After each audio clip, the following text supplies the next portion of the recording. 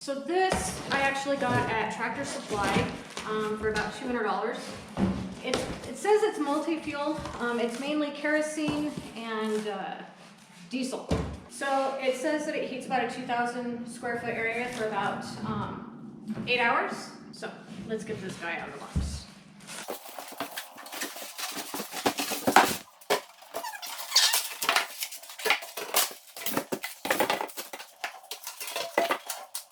All right, CSA certified for multiple fuels. So it takes K1 kerosene, which is recommended for 26 degrees and below Fahrenheit or -3 Celsius. It can take jet fuel, which is going to be more expensive than any #1 and #2 fuel oil. I bet it's the stuff that for people that use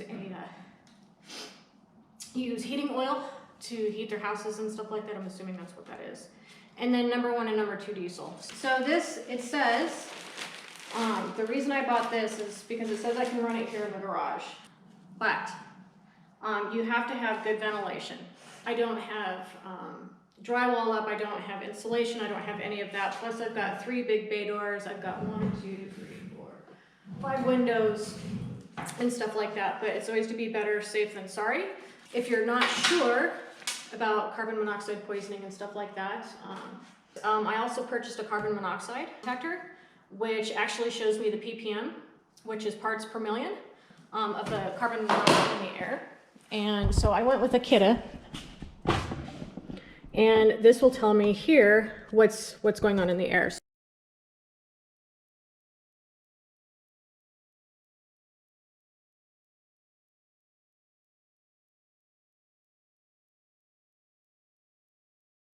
At this is where we'll fill it, and then you actually have a fuel gas gauge, which is really nice. On this side, the thermostat, top is Celsius, bottom is Fahrenheit. Operating instructions, and then this is actually for the blower to blow the heat around. Let's go ahead and get this guy filled and test him out.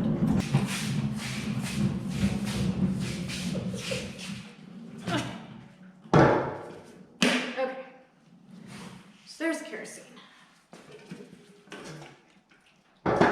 This is the preferred heating oil. This kerosene burns super clean. So I do label each one of my siphons because I have one for my gas, I have one for my tractor, and now I'll have one for kerosene. I'm not the only one that's using this or doesn't know where this goes, but chances are I'll be the only one using it. So I changed. I went to the store, had to buy batteries because I thought I had batteries for this pump. I didn't realize, because I didn't read the back of it, that it needed D size batteries. What I'm actually going to do is move the heater where it's going to stay, at least for right now, because this being 35 pounds and then 5 gallons of kerosene, not fun. So supposedly this entire thing, this entire drum, siphons are so much easier than bending over or trying to put a funnel in, or why break your back if you don't have to. So like the siphon for my tractor, it actually has an automatic shut off where if it gets up to the hose, it'll actually shut itself off. So it took almost the whole 5 gallons. I'm not going to push it past that, but it did take almost the whole 5 gallons. So with this, it does need the electricity for the blower. All right, moment of truth.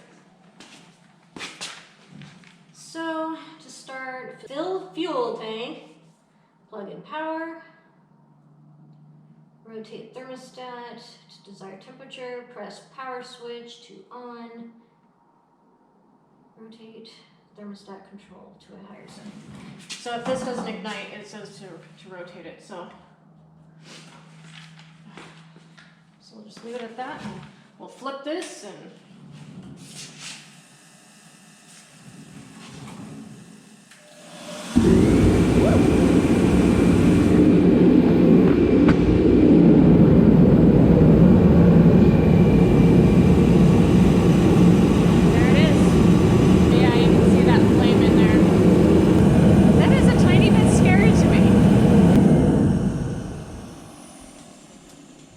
only part I need to do now is make sure I have absolutely nothing flammable on the floor, because the way this kind of shoots sparks makes me a little nervous.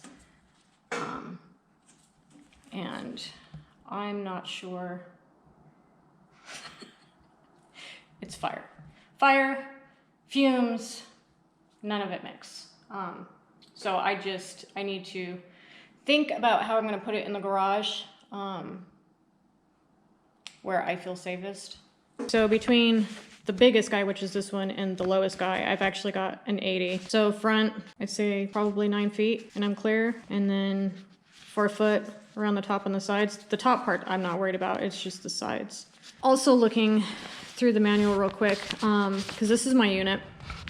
So I need at least 2.4 square feet of ventilation opening needed, whether that's my door there or one of my bay doors. At least one of them has to be open. Yeah, okay.